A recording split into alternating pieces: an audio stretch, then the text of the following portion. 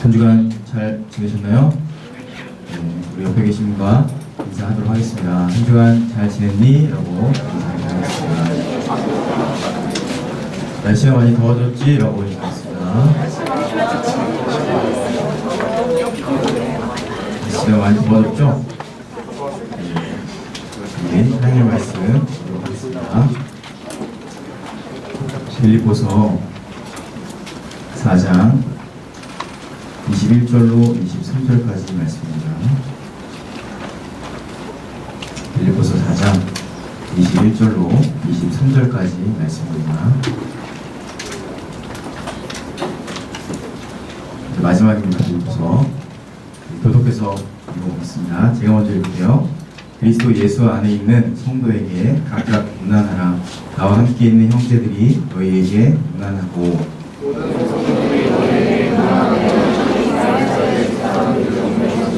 같이 읽을게요. 주 예수 그리스도의 은혜가 너희 심령에 있을지어다. 네. 서로 다른 우리라는 제목으로 하나님의 말씀 나누도록 하겠습니다.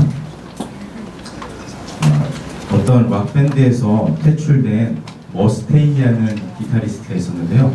이 기타리스트가 너무너무 그 실패와 좌절감과 거절감에 사로잡혀서 다른 그 밴드를 결성하거든요. 그래서 이 밴드가 전 세계적으로 어마어마한 음반 판매량을 기록하고 그리고 좀 성공의 가도를 오르게 됐어요. 여러분 잘 알고 있는, 혹시 아실 수도 있는데 그 팀의 이름은 메가데스라는 헤비메탈 밴드예요. 약 2,500만 장의 CD가 팔렸다고 합니다. 그런데 그 전에 있었던 팀이 어디였을까요? 레전드 오브 레전드예요. 메탈리카에서 탈퇴해서 쫓겨나가서 만든 데가 메가데스인데, 이분이 이제 그래도 어느 정도 성공 가도에 올랐잖아요. 2,500만 장이 어마어마한 판매량이거든요. 그런데 2004년에 인터뷰에서 자기가 실패자라고 하면서 눈물을 글썽이면서 우는 거예요. 자, 또 비슷한 사례지만 완전히 다른 어떤 한 명의 인물을 소개할게요. 이로부터 30년 전에 1962년 리버풀에서 어떤 신의 밴드가 결성이 됐어요. 너무너무 그 당시에는 획기적인 어떤 팀이었는데 어느 날 그 팀의 밴드의 드럼이 갑자기 퇴출된 거예요. 그분의 이름은 베스트인데, 이 베스트가 퇴출돼서 이거 어떻게 되지? 하다가 앨범 발매 직전에 링고스타로 드러머가 바뀌거든요. 그런데 여러분 아실 수도 있겠지만 이 팀의 이름은 뭘까요? 비틀즈거든요. 비틀즈. 그 어마어마한 팀의 드러머를 갑자기 앨범 발매 직전에 바꾸고 링고스타로 변화한 다음에 된 거예요. 그런데 이 베스트가 처음에는 우울증, 자살기도, 이 삶이 너무너무 힘드니까 그렇게 막 살다가 나중에 시간이 지나서 인터뷰를 했는데 머스테인과는 정반대의 인터뷰를 하게 됐어요. 내가 계속해서 비틀즈의 멤버로 남았더라면 지금처럼 행복하지 않았을 것이다. 내가 지금 그때 쫓겨났기 때문에 지금의 아내, 그리고 결혼을 할 수 있었고 그리고 아이를 가질 수 있었다 하면서 자신의 삶의 의미를 찾은 거에 대해서 이야기하는 인터뷰가 실렸어요. 우리 모두는 아까 말씀드린 메탈리카, 제가 메탈리카 예를 들었지만 자신만의 메탈리카가 다 있을 거예요. 어떤 거에 신경을 쓰는 거, 비교하게 하고 위축되게 하고, 그리고 불행하게 만드는 그 메탈리카, 여러분의 내면에 있는 메탈리카, 혹은 과거에 있었던 그 메탈리카에 사로잡혀서 살아가요. 여러분은 지금 어떤 거에 신경을 많이 쓰고 계신가요? 이제 얼마 전에 나온 학점에 지금 신경을 쓰고 있는 분도 계실 것이고, 시험을 내가 잘 못 봐서 떨어진 거에 대해서 마음을 졸이고 있는 분도 계실 것이고, 오늘 하루 동안 누군가가 나에게 뱉은 한마디, 혹은 나에게 했던 표정 하나, 그리고 무례한 행동 하나 때문에 지금도, 예배를 드리는 지금도 내 마음이 그곳에 쏠려 있지는 않는지 한번 질문해 보시기 바랍니다. 놀랍게도 이 신경을 쓰는 것은 태초부터 우리를 만드셨을 때 아담과 하와에게 너는 이 선악과만 먹지 말고 다른 거는 다 너가 먹어도 된다 했을 때 아담과 하와가 어디에 신경을 썼을까요? 선악과에 신경을 써서 거기에 넘어지게 됐거든요. 하나님이 거기 동산의 모든 나무의 실과를 따먹으라 했는데 딱 하나, 그것만 손대지 말라고 하는데 그것에 우리의 마음이 가게 돼 있죠. 여러분의 삶으로 비추어 봤을 때 나에게 연약함, 나에게 부족함, 나에게 좀 못난 부분에 계속해서 내 시선과 내 마음과 신경이 쓰이게 된다는 거죠. 마크 맨슨이 쓴 신경 끄기의 기술이라는 책이 있거든요. 이 책에 보면은 노인을 비유해서 신경을 쓰는 사람을 얘기해요. 어떻게 얘기하냐면 계산원에게 가가지고 이 노인이 500원짜리 쿠폰을 계속해서 컴플레인을 거는 거예요. 500원짜리 쿠폰, 유효기간이 지났는데 이거 해달라는 거죠. 500원 쿠폰. 왜 이 노인은 신경질을 내는 걸까요? 왜? 이 저자는 뭐라고 하냐면 그것보다 신경 쓸 일이 없기 때문에 그 노인은 그 500원짜리 쿠폰에 그렇게 목을 매면서 컴플레인을 걸고 있다라고 해석을 해요. 지금 우리의 마음에 여기 앉아있는 이 순간에도 하나님께 예배하는 순간에도 전혀 다른 생각에 신경을 내가 쓰고 있다면 거꾸로 말하면 난 그것보다 더 중요한 게 없다라는 말이죠. 이분의 분석에 따르면 비틀즈에서 쫓겨난 그 베스트라는 드러머는 결정했어요. 나의 지난 일에 대해서 내가 쫓겨난 그것에 대해서 나는 이제 더 이상 신경 쓰지 않겠다. 그리고 더 중요한 일, 더 의미 있는 일, 내가 집중해야 되고 내가 진짜 신경 써야 될 곳에 내가 신경 쓰겠다고 결단하여서 그 베스트가 그의 삶이 완전히 다른 머스테인과 정반대의 삶으로 살 수 있었다는 거죠. 로마서 5장 6절 말씀을 한번 찾아볼까요? 로마서 5장 6절의 말씀.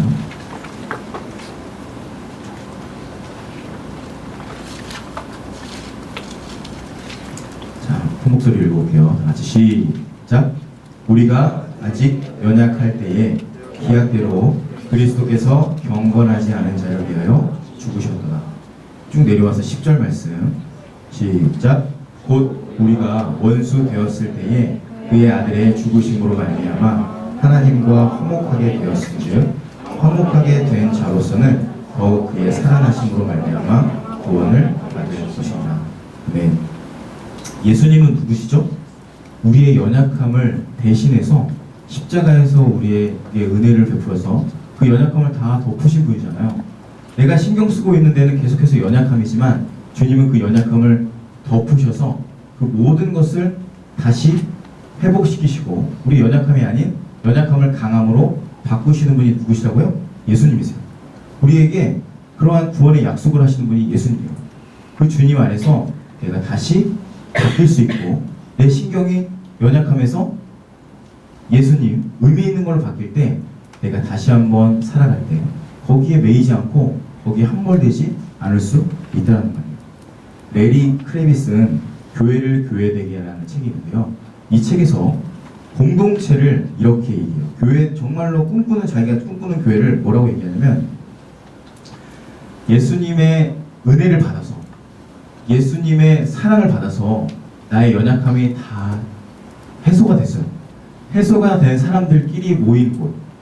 그 해소가 된 사람이 모였으니까 다른 사람의 연약함을 이제 받을 수가 있겠죠. 그 연약함을 내가 덮을 수가 있고 포용할 수 있는 곳이 정말로 본인이 꿈꾸는 공동체라고 얘기하면서 그 책에 이렇게 얘기해요. 사람들이 내 실상을 다 보고도 여전히 나를 원하는 것을 알고 싶다. 내 가면을 벗어도 되는 것과 내 밑바닥을 내보이며 즐거이 영혼의 소생을 경험할 수 있다는 것을 알고 싶다. 제가 이 글을 읽으면서 정말로 내가 있는 교회가, 그런데 교회가 공동체잖아요.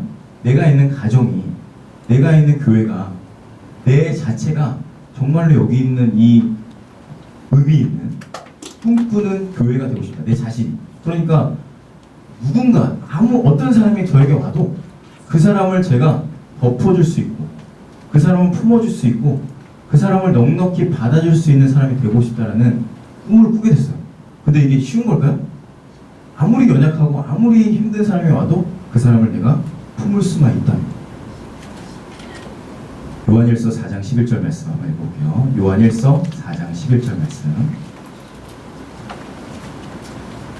요한 사도가 이렇게 사랑에 대해서 이렇게 얘기하거든요. 한번 읽어볼게요. 시작. 사랑하는 자들아, 하나님이 이같이 우리를 사랑하셨은즉 우리도 서로 사랑하는 것이 마땅하도다. 아멘.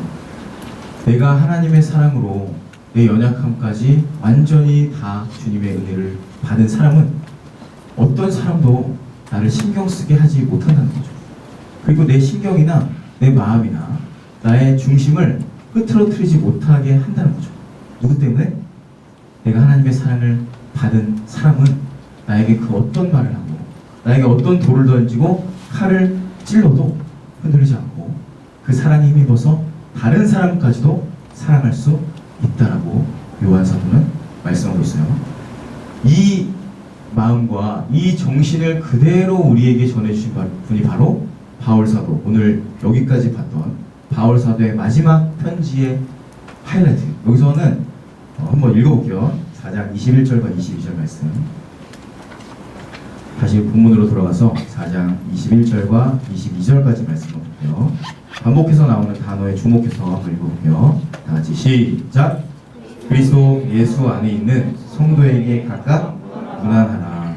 나와 함께 있는 형제들이 너희에게 문안하고 모든 성도들이 너희에게 문안하되 특히 가이사의 집 사람들 중 몇이니라. 아멘. 반복해서 동사가 나오죠. 문안하라라는 동사가 나옵니다. 아스파조마이라는 헬라어인데요. 이 문안하다는 것은 뭐 인사하다, 뭐 환영하다, 뭐 기뻐하다라는 의미가 있지만 조금 더 그 깊은 의미는 뭐냐면 포옹할 때 손을 뻗어서 이렇게 그 사람을 받아주죠. 이런 것을 의미한다고 합니다.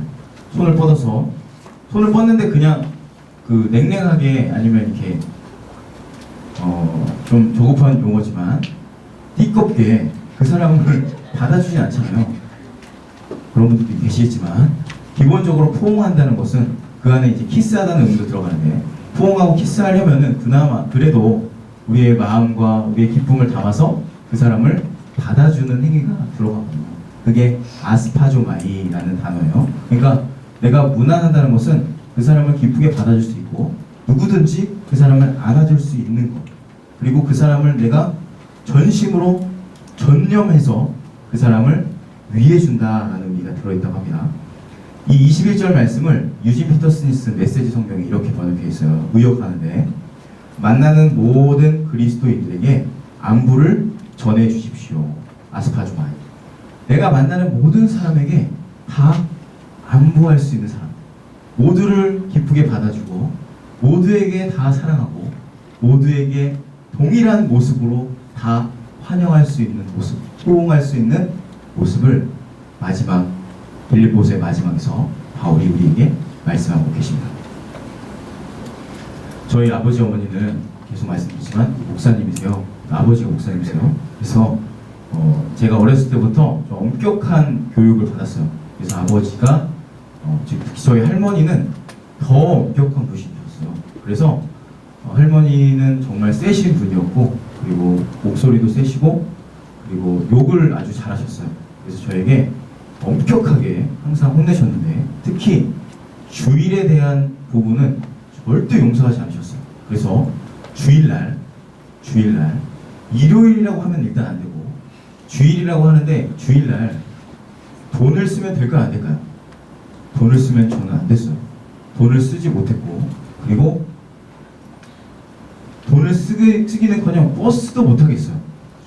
버스 못 타고 돈도 못 쓰고 아무것도 못 해요. 그러니까 그냥 집에만 있어야 되고 교회만 왔다 갔다 해야 되는 상황에서 저는 좀 교회가 집에서 멀었을 때가 있었는데 그때도 걸어서 버스를 타지 않고 교회까지 왔다 갔다 했어요. 얼마나 기특하죠? 제가 기특했어요. 제가 생각해도 버스비 얼마 안 내면 그 당시 50원, 100원이었거든요. 내고 갈 수 있는데 힘들게 걸어서 버스를 타는 저의 모습과 저희 동생의 손을 잡고 그렇게 왔다 갔다 했던 저의 모습이 생각났고 그리고 저녁이 돼서 저녁 예배를 드렸거든요. 그 당시에. 지금도 드리지만 저녁 예배를 동생이랑 드리면서 배고프잖아요. 꼬르륵 배에게 이제 배고프면 뭐 사 먹을 수 있잖아요. 그 용돈이 있으니까. 그런데 제 마음에 돈을 쓰면 안 돼 라는 마음이 있어서 쫄쫄 굶은 상태에서 예배를 드리고 있었어요. 자, 상상해 보세요. 여러분이 예배당에 있어요. 예배를 드리면 쫄쫄 굶으면서 왜 예배를 드리죠? 하나님을 예배하는 거잖아요. 사랑하는 마음. 그런데 놀랍게도 하나님께 예배하는데 옆에 친구가 이제 들어오잖아요. 친구나 뭐 집사님이. 근데 이 친구가 집에서 밥을 먹은 게 아니라 분명히 떡볶이를 사 먹은 느낌이 오는 거예요, 저에게. 얘는 집에서 먹은 게 아니라 떡볶이와 순대를 먹고 지금 내 옆에 앉아서 냄새가 나요. 그러면 자, 그 순간 제 마음에 어떤 생각이 들까요? 하나님을 예배하고 더 사랑하는 마음이 들까요? 아니면 이 시선이 얘한테 쏠릴까요? 모든 시선과 마음이 이 아이에게 쏠리면서 제 마음에 어떤 생각이 들까요? 이런 하면서 이제 욕이 막 나오기 시작했어요. 제 안에서. 네가 그러고도 하면서 이제 제가 판단을 하는 거죠. 지금은 이제 이렇게 말하지만 그 당시에는 엄청 이제 중학생 그 이제 연약하기 때문에 욕을 엄청 했죠. 속으로 욕하고 판단하고 쟤 왜 저러냐 하면서 주님께 더 집중하는 게 아니라 더 판단하고 정죄하면서 제 스스로가 막 주님을 더 예배하지 못하는 상황이 됐어요. 제가 이 생각이 왜 나냐면 바로 이 모습이 제 모습이 아니라 제 모습이지만 과거에 지금 한국교회에 미숙한 우리 성도님들의 모습이라는 것이 생각이 나요. 오버랩이 됐기 때문이에요. 우리가 하나님을 예배하기 위해서 오지만 하나님께 집중하지 못하고 내가 해야 되는 어떤 규율 안에서 그 규율을 지키지만 규율을 지키지 못하는 사람에게 계속해서 시선이 쏠리게 돼요. 그러면서 하나님이 원하시는 건 뭐죠? 내가 하나님께 집중하고 예배할 수 있게 거룩한 주일로 사먹지도 말고 시간도 잘 지켜서 예배를 하라고 하셨는데 그 규율을 벗어나서 내가 하나님보다 더 중심이 오는 거죠. 그러니까 내가 주님을 예배하지 못하고 자, 제가 거기 앉아있다고 상상해 볼게요. 목사님의 말씀이 들릴까요? 안 들려요. 목사님의 머리가 먹을 걸로 보이고 옆에 있는 사람들이 먹을 걸로 보여요. 정말 배고프니까. 그리고 끝나면은 내가 집에 가서 뭐를 끓여 먹을까? 라면 끓여 먹을까? 김치 먹을까? 그런 생각밖에 안 해요. 이 자리에 여러분들 중에서도 지금 배고프신 분들은 위로의 말씀을 드리고요. 배고픈 상황에서는 하나님이고 뭐고 없고 그런데 그 동기가 나는 하나님을 위해서 했는데 그것에 위반을 하는 사람에게 내 마음과 생각은 정죄와 판단으로 완전히 병들어 버릴 수밖에 없다는 거죠. 진짜 중요한 게 뭘까요? 내가 왜 그렇게 해야 되는 거죠? 왜 그랬어야 되죠? 물론 할머니가 아버지 어머니 시켰지만 하나님 사랑하는 마음으로 예배하려고 했잖아요. 그런데 내 중심은 계속해서 그 규율 때문에 사람들을 판단하고 있는 저를 발견하게 되다는 거예요. 혹시 여러분 중에서도 하나님께 예배하지 못하고 사람들의 시선을 신경 쓰거나 저 사람이 왜 저러지라고 생각하는 말이 있다면 저랑 비슷한 함정에 빠지고 있다는 거예요. 미숙과 제가 미숙했던 그 과거 성숙과 원숙으로 가는 이 단계가 있는데요. 그것은 여러 가지로 판가름 나겠지만 가장 클리어하게 볼 수 있는 비결은 뭐냐면 주변 사람을 볼 때 많은 사람을 대할 때 그 사람을 웰컴하는지 그거가 이제 흉내가 아니라요. 웃는 어떤 행위가 아니라 정말로 그 사람을 껴안을 수 있는지 그 사람을 정말 내가 기쁨으로 환대할 수 있는지 무난할 수 있는지를 통해서 나의 신앙의 미숙함과 성숙함과 원숙함의 척도를 알 수 있다는 것. 여러분 여기까지 오면서 모든 사람에게 그렇게 대하면서 오셨는지 아니면 어떤 판단과 생각으로 내가 어둠 가운데 빠지지 않았는지 한번 스스로 질문해 보시기 바랍니다. 하늘의 왕자가 누굴까요? 하늘의 왕자. 하늘의 왕자. 얼마 전에 라이온 킹이 개봉했죠? 제가 개봉했나요? 예. 94년도 여러분 태어나기 전에 수미가 태어난 94년도에 제가 4학년이었는데 그때 이제 라이온 킹이 개봉했어요. 저는 그 라이온 킹을 정말로 감격과 감동 가운데 아직까지도 그 여운이 남아 있어서 선교가 끝나면 라이온 킹을 볼 생각인데 그거는 이제 사담이었고, 땅의 왕자는 라이언이잖아요. 사자. 그렇다면 하늘의 왕자는 누굴까요? 네, 설명해 드릴게요. 독수리인데 이 독수리가 왜 하늘의 왕자일까요? 이게 중요해요. 다시 진짜 물어보고 싶었던 그거였어요. 왜 독수리가 하늘의 왕자일까요?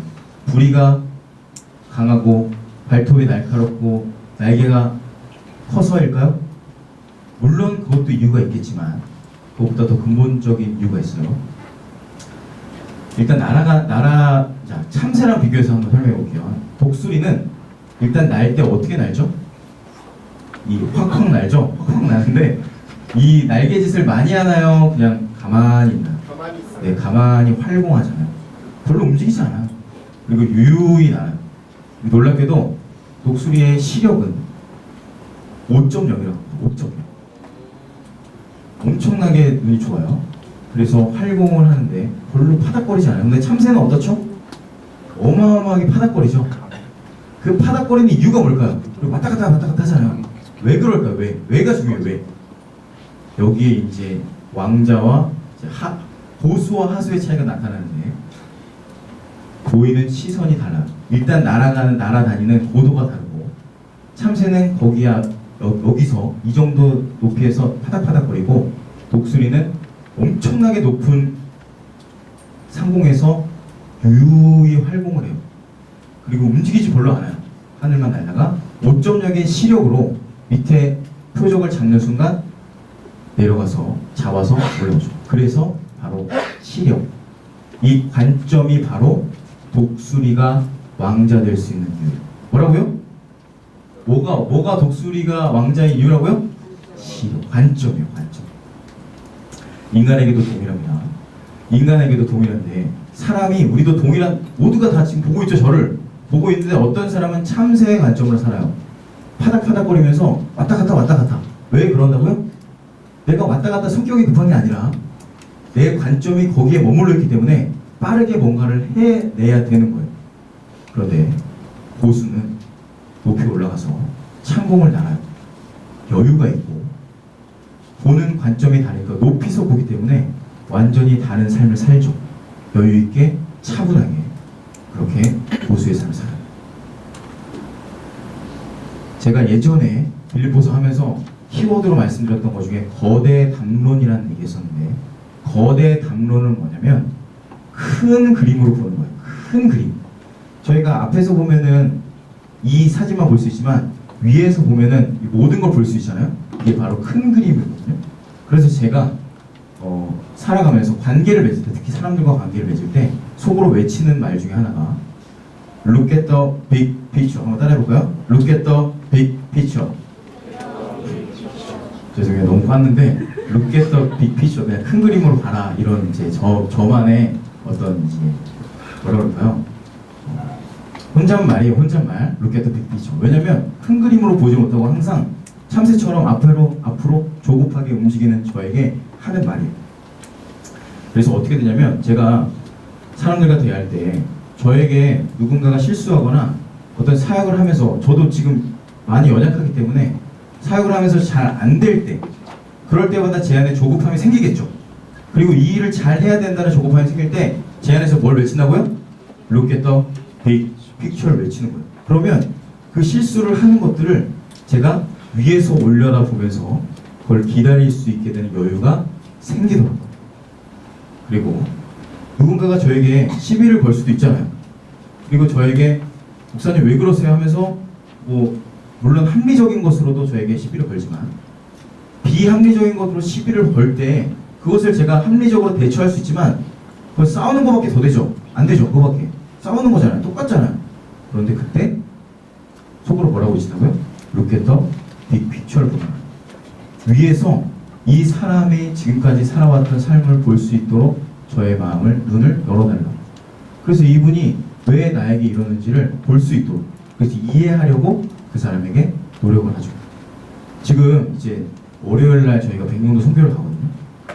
근데 수요일날이었어요. 수요일날 현지 목사님한테 전화가 왔는데 수요일날 저녁 예배 드리기 전에 갑자기 태풍이 온다는 거예요. 태풍 소식 들었나요? 지금은 태풍이 다 없어졌죠. 소멸됐는데 수요일만 해도 되게 심각했나 봐요. 그래서 바로 목사님들 두 분에게, 목사님 한 분, 집사님 한 분, 목사님 한 분, 두 분 목사님, 한 분 집사님에게 전화가 왔어요. 세 번이나 전화가 오셔서, 목사님 만약에 월요일날 배가 지금 파도가 3m라고 합니다. 3m 이상, 그러니까 2.5m 이상이면 배가 못 떠요. 3m 이상이니까 배가 못 뜰 수 있으니까 화요일부터 사역을 진행해도 되나요? 저도 모르잖아요. 그러니까 되게, 그리고 당황스러우니까 잘 모르겠는데 하고서 전화 끊고 또 전화하고 또 전화하고, 제가 어땠을까요? 불안하기 시작하고 하더라고요. 그리고 막 비가 그때 막 올라온다는 소식이 들어서 회의를 했는데, 회의를 하면서 제가 외쳤던 말이 뭐였을까요? Look at the big picture. 마음 가운데 불안함과 두려움이 있었지만, 우리 이제 그 이 기획팀 회의하면서 혹시 제가 많이 불안했었나요? 어딨냐? 어디죠? 괜찮았어요? 네, 감사해요. 제가 속으로 외쳤어요. Look at the big picture. 왜냐면 이게 올라오면서 내가 할 수 없지만 하나님의 큰 그림을 봤을 때 분명히 이유가 있다. 그래서 그 수요일날 저녁에 기도회를 하면서 간절히 기도했죠. 저 뭘 할 수 있겠어요. 하나님의 큰 그림으로 보고 같이 기도하면서 하나님의 은혜를 구했는데, 다음날 바로 목사님에게 또 전화가 왔어요. 근데 저는 사실은 마음 가운데 확신이 있었지만 이렇게 빨리 응답될 줄 몰랐는데, 다음날 목사님이 전화하셔서 목사님 어제 기도를 얼마나 하셨어요? 라고 물어보셨어요. 왜냐면 기도하는 것도 모르거든요. 기도하셨냐고 물어보더니 월요일날 배가 뜰 수 있다는 거예요. 그래서 너무너무 감사해서 제가 그 간증을 올렸는데, 제가 얘기하고 싶은 건 뭐냐면, 우리의 상황과 조건은 계속해서 변하거든요. 내 생각대로 내 뜻대로 안 될 때, 그때마다 참새처럼 파닥거리면서 내 생각대로 바꿔버리면 모든 것이 틀어질 경우가 너무 많다는 거예요. 만약에 제가 거기서 기획회의에서 막 파닥거리면서 야 자식 난리 났다고 우리 어떡하냐 하면서 했으면 어땠을까요, 여러분? 네? 다 힘들죠. 한 번 지나면 다 비웃겠죠. 뭐야 저거? 목사 맞아? 그렇죠. 내 스스로도 내 시선으로 본다면 여러분의 삶도 마찬가지예요. 날마다 그러한 어려움이 왔을 때 참새처럼 파닥거리면서 내가 보이는 것을 보면 안 되고, 메타 디스코스, 하나님의 거대 담론으로 볼 수 있는 눈이 열려져요. 그게 관점이에요. 여러분의 시선이 지금 어디 있는지 살펴보시고, 시선을 볼 게 아니라 내 삶을 보면 돼요. 내가 조급한가? 내가 두려워하나? 내가 불안해하나? 아니면 기다릴 수 있나? 침착하나? 그리고 여유있나? 이거는 사실은 행위로, 겉모습으로 절대 되지 않거든요. 여러분은 알잖아요, 내면. 그래서 우리가 날마다 하나님의 관점을 구하는 연습을 하시고, 제가 말씀드렸던 이 관계 가운데서도, 그래서 나에게 조금 실수하고 조금 연약한 모습 보일지라도 그것이 그 사람의 진심이 아닐 수 있잖아요. 기다릴 수 있는 여유, 그리고 실수했다는 것을 내가 받아들일 수 있는 용기, 그게 필요하다는 거예요. 누가복음 15장 23절에서 24절 말씀 찾아볼게요. 누가복음 15장 23절에서 24절 말씀 간주 부탁드립니다. 누가복음 15장 23절 24절 말씀, 여기에 보면은 큰아들과 탕자가 나와요. 그런데 큰아들이 왜 작은아들 이 탕자를 받아주냐고 막 항의를 하는 장면이거든요. 그때 23절 말씀 한번 읽어보세요. 같이 시작.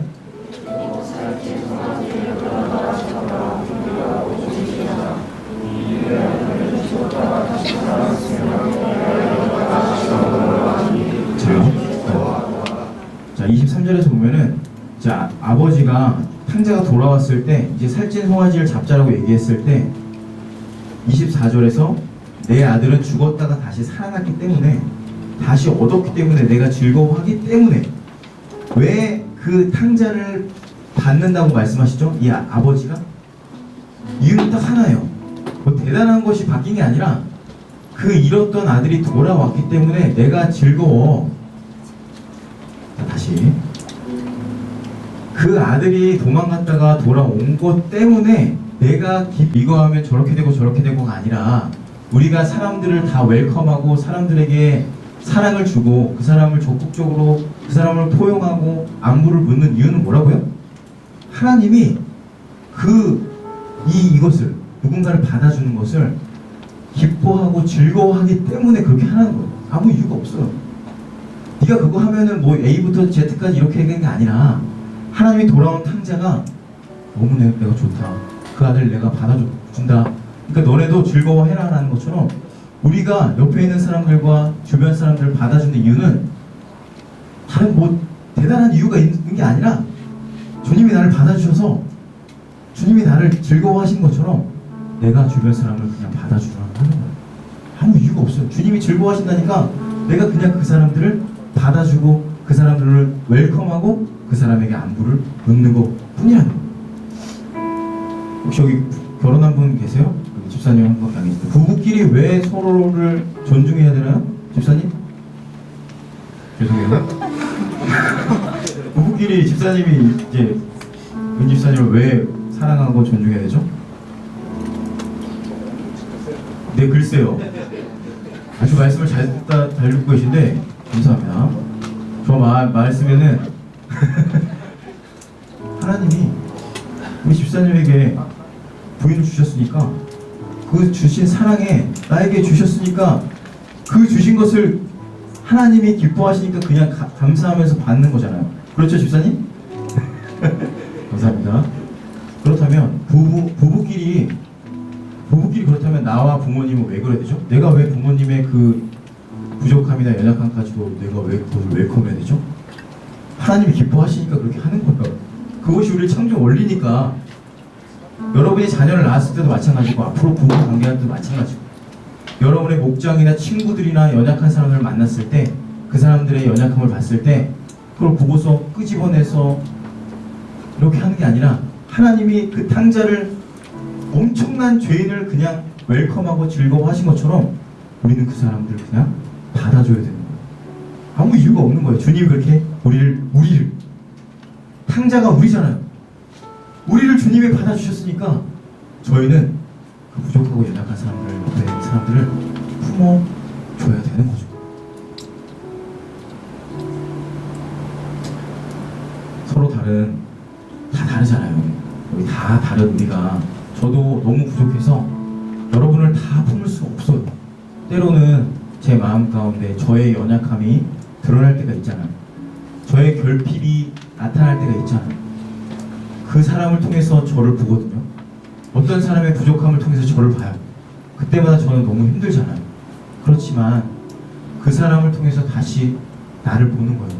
나 같은 사람을, 그러니까 저렇게 연약한 사람이 내가 봤을 때 너무 힘든데 거꾸로 하나님은 나를 볼 때 얼마나 힘드실까라는 걸 보는 거예요. 그래서 그 사람을 다시 품는 거죠. 그러면서 이 품을 때 힘들까요? 괜찮을까요? 네? 여러분 품어보셨어요? 아픈 사람, 좀 나랑 부딪히는 사람 품는 게 쉬워요? 어려워요? 어렵잖아요. 그런데 안을 때 그 아픔이 하나님이 얼마나 아프셨을까? 야, 나 같은 사람이 이렇게 얘보다 더한데 나는 지금 나를 하나님이 품으셨네? 어졌어요?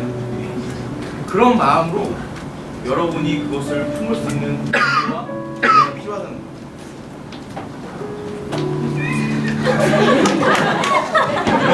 이런 거절감도 자주 있잖아요. 괜찮은 거예요. 예를 드는 거지만 그러한 상황 가운데 정말로 여러분의 삶 가운데 그런 연약함이 있을 때, 상대방의 부족함이 있을 때 이 사람을 통해서 나를 보고 거꾸로 그런 것을 받아주는 내 마음이 너무너무 힘들다면 하나님은 나를 어떻게 보실까를 볼 수 있는 관점. 그러면 여러분은 정말로 이 세상 사람 다 품을 수 있어요. 장담합니다. 모두를 품을 수 있어요. 나를 받아주신 하나님을 볼 수 있으면 여러분이 모든 사람을 품을 수 있어요. 그래서 저는 꿈꿉니다. 여기 있는 여러분 모두가 여러분 주변 사람을 정말로 사랑으로 품을 수 있는 날. 그러면 거기가 어딜까요? 죽어서 가는 천국이 아니라 거기서 하나님의 나라를 누리는 거예요. 여러분을 통해서 그 사람이 하나님 나라를 누리는 거예요. 나 같은 사람을, 이 사람은 어떻게 품어주지? 나 같은 사람을 어떻게 사랑해주지? 너무 감사하다. 월요일부터 가는 백령도 선교에서 그 마음으로 섬기고 싶어요.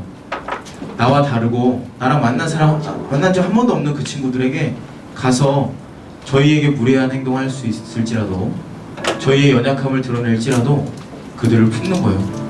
2박 3일이잖아요. 4박 5일이잖아요. 품을 수 있어요. 품고 그 연습을 하고 나의 인생 전반을 주님께 드리는 거예요. 여러분의 삶에도 동일하게 먼저 여러분이 그 하나님의 사랑 안에 젖어들고 주변 사람을 볼 때 판단하거나 정죄하거나 무시하거나 깎아내리거나 내 생각대로 그 사람들 대하면 절대 안 되거든요. 저부터 여러분을 볼 때 제 안에도 그런 마음이 있어요. 때로는, 가끔은. 저를 위해서 기도해 주세요. 여러분을 볼 때 제 안에 연약함이 드러나서 판단하게 돼요. 그게 저의 연약함이거든요. 그때 그 마음까지 하나님의 사랑을 볼 수 있게, 그럼 제가 여러분을 다 사랑할 수 있겠죠. 지금보다 더욱 더 많이. 여러분도 저를 그렇게 봐주세요. 그렇게 보고 계시죠, 여러분? 연약함이 많지만 저를 그렇게 좀 사랑으로 품어주시고 그 은혜로 저희를 잘 그렇게 하나님의 나라를 만들어 갔으면 좋겠습니다. 히브리서 12장 14절 말씀 읽어드리고 기도할게요. 모든 사람과 더불어 화평함과 거룩함을 따르라. 이것이 없이는 아무도 주를 보지 못하리라. 모든 사람과 더불어 뭐라고요? 화평함을 이루래요. 거룩을 이루고 모든 사람과 화평. 여러분 마음 가운데 나는 저 사람과 화평이 안 되는데, 우리 가족과 지금 화평이 안 되는데, 지금 우리 가족이 엉망인데, 아니 내가 지금 하나님이랑 이게 안 되는데, 그 마음 모든 것이 하나님께서 우리에게 오시면 다 해결해 줄 믿습니다. 마음 가운데 하나님 나 사랑하실까? 나 지금 엉망인데. 내 마음이 지옥일 때라는 책을 쓴 정혜신 박사님이 치유란 동굴 속에 숨은 사람을 끄집어내는 게 아니라 그의 옆에서 어둠을 함께 감내하는 것이라고 했습니다. 자, 거꾸로 얘기하면 여러분이 누군가 치유하는 게 아니라 내가 지금 치유를 받아야 될 상황이다. 나 지금 어둠이다. 그렇다면 거꾸로 얘기하면 주님이 나를 거기서 머리끄댕이 잡고 끄집어내는 게 아니라 뭐라고요? 주님이 우리에게 오신다고요. 주님이 오셔서 그냥 나와 함께 계신다는 거예요. 그러면 내가 치유가 그때부터 시작이 되는 거예요. 주님은 우리에게 놓고 하세요. 내가 문 밖에 서서 두드리노니 너가 그 문을 열면 내가 너와 더불어 먹고 내가 너와 더불어 마시겠다는 거 약속했거든요. 나의 마음의 문을 두드리는데 우리의 마음은 닫혀있어요. 나 너무 힘들다고 혼자 있으면 절대로 해결되지 않아요. 내 마음을 열어서 주님이 내 안에 오실 수 있도록 마음의 문을 여시고, 하나님께 뿐만 아니라 주변 사람에게 동일하게 마음의 문을 여셔서 거기서부터 하나님의 치유가, 하나님의 은혜가 시작될 줄로 믿습니다. 빌립보서 이제 마무리하겠습니다. 이제 거의 한 10개월 정도 빌립보서를 했는데, 여러분의 마음의 관점 가까이 있는 거 보지 마시고 위에서부터 여러분의 삶을 보시고, Look at the big picture. 나의 삶을 향한 하나님의 큰 그림. 내 손가락이 부러져도 내 다리가 부서져도 이유가 있겠지. 견딜 수 있는 은혜. 그렇게 내 삶을 살아가면 여유가 생기겠죠. 독수리처럼 활공할 수 있겠죠. 그것이 관계에 그대로 드러납니다. 누군가가 나에게 조금만 실수하면 그것을 다 받아치면 인생 다 망가집니다. 그걸 받아주고 기다리고 품어주고, 그 사람 볼 때마다 어떤 마음으로 보여야 될까요? 연약함 볼 때마다 판단해야 될까요? 정죄해야 될까요? 저 연약함이 다 연약합니다. 주님은 얼마나 나를 기다려 주셨을까? 그렇게 바꿔서 생각하셔서, 우리 다 다르잖아요. 그래서 우리가 우리 안에서, 여러분 먼저 가정에서, 그리고 여러분 스스로, 그리고 여러분 관계 가운데 이렇게 하나님의 나라를 누려서 주님의 은혜를 날마다 누리시고, 그리고 그 하나님의 큰 그림 가운데 조급하지 않고 차분하게 여유롭게 이 땅에서 하나님의 나라의 공주로서 날마다 승리하시고 하나님 나라를 예배하시게 되기를 예수님의 이름으로 진심으로 축원합니다. 기도합니다. 하나님, 은혜를 감사합니다. 부족한 저희들 하나님께서 여기까지 인도해 주셔서 이곳에 있습니다. 때로는 마음에 어려운 상황들이 너무나 많아서 또 내가 이해하지 못하는 문제들 때문에 마음이 눌릴 때, 그리고 사람들과의 관계 가운데에서 지치고 마음이 상하고 또 실망스러운 상황이 있을 때에도 그 모든 것을 하나님의 은혜로 덮어주셔서 여기까지 왔음을 우리가 전심으로 고백합니다. 이제 남은 6개월도 안 되는 시간 가운데에서도 하나님의 은혜로 볼 수 있는 하나님의 관점을 허락해 주시고 하나님의 큰 그림으로 나의 인생을 보고 사람들과의 관계를 해석하여서 주님 나를 사랑하시고 내가 주님을 사랑하는 그 마음과 은혜 가운데 날마다 승리하며 모든 사람을 사랑할 수 있는, 모든 사람을 품어낼 수 있는 사랑하는 귀한 청년들의 삶이 될 수 있도록 도와주시고 축복하여 주옵소서. 예수님의 이름으로 기도드립니다.